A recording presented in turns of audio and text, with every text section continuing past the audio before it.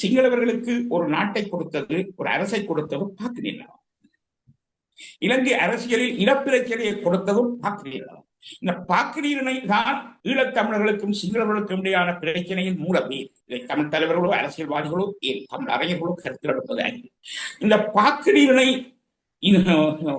இப்பொழுது சரியான துல்லியமான தொலைவு கண்டுபிடிக்கப்பட்டிருக்கிறது.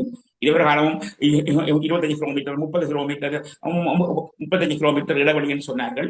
இப்பொழுது இந்த பாலம் கட்டுவதற்கான ஃபிசிபிலிட்டி ரிப்போர்ட் தயாரிக்கப்பட்ட போது எக்ஸாக்ட்லியாக சரியாக 23 கிலோமீட்டர் தலைமன்னாரிலிருந்து தனுஷ்கோடி வரையும் என்று பதிவாகி, இனிமேல் நாங்கள் அபிஷியலாக, அதாவது இனிமேல் நாங்கள் அதிகாரப்பூர்வமாக 23 கிலோமீட்டர் என்று சொல்லலாம். அவர்கள் சொல்லும் பொழுது ஒன்று முக்கியம், தலைமன்னாரிலிருந்து தனுஷ்கோடி வரை என்று சொல்லலாம். தலைமன்னார் தனுஷ்கோடி வரை 23 கிலோமீட்டரான இந்த கடல் ஒரு கடல் அல்ல. ஏனென்றால் அது ஒரு மிக சிறிய கடல். இந்த சிறிய கடல் சிங்களவர்களுக்கு ஒரு வகையில் வரப்பிரசாதமாக அமைந்த வேளையில் மறுவகையில் சாபமாக. இந்த சிறிய கடல் தான் சிங்களவர்களுக்கு ஒரு தீவை கொடுத்தது, இல்லைண்டா இலங்கை தீவு இல்லை. ஒரு நாட்டை கொடுத்தது, இல்லைண்டா இலங்கை ஒரு நாடு இல்லை. இலங்கையில் ஒரு அரசை கொடுத்தது, இல்லைன்னா ஒரு அரசும் இல்லை. இத்தகைய பின்னணியில் தீவுக்கு பாக்கு இணை ஒரு வரப்பிரசாதம். இதனால்தான் சிங்கள பௌத்தம் இந்தியாவில் தோன்றிய பௌத்தம் இந்தியாவிலேயே அழிந்து போன பிறகு அழிந்து போய் 15 நூற்றாண்டுகள் கழிந்த பின்பும் இலங்கை பௌத்தம் உள்ள அது காரணம் இலங்கை தீவு என்பது. இந்த தீவில் அதற்கென்று இருக்கக்கூடிய தனித்துவமான ஒரு பலம் இப்படி இருக்கும் பொழுது அது சாபம் என்னவென்று கேட்டால், இந்த கடலின் ஒரு மருங்கில் வடக்கே ஈழத்தமிழர்களும், கடலின் மற்ற பகுதியில் அதாவது இந்தியாவின் தென்பகுதியில் தமிழக தமிழர்களும், தமிழீழத்தினுடைய வடக்கு பகுதியில் ஈழத்தமிழர்களும் இருக்கிறார்கள்.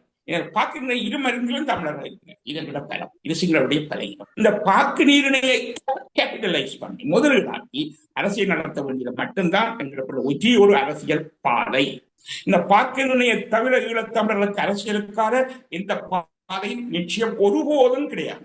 பாக்கு நிர்ணயை மட்டும்தான் ஈழத்தமிழர்களுக்கான கேட்வே. இதனை ஈழத்தமிழர்கள் கடந்த 200 வருடங்களாக சீரியஸாக கருத்தில் எடுத்துக் கொள்ளவில்லை. இந்த பாக்கு நிர்ணயால் தான் படைகளை கூட இந்தியாவில் தமிழ் போராளிகள் கட்டி எழுப்பினார்கள். இந்த பாக்கு நிலை இல்லாத போது அது அழிந்து போயுள்ளது. முள்ளிவாய்க்கால் அழிய இருக்கிறது. பாக்கு நிலையினால் இழக்காத வரைக்கும் எங்களால் பலமாக இருப்போம். 90ஆம் ஆண்டின் பின்பு பாக்கு நிலை இழக்கப்பட்டு விட்டது, முழுசாக இழக்கப்பட்டது. பாக்கு நிலையால் வைத்திருப்பது என்பது கற்பனை அல்ல.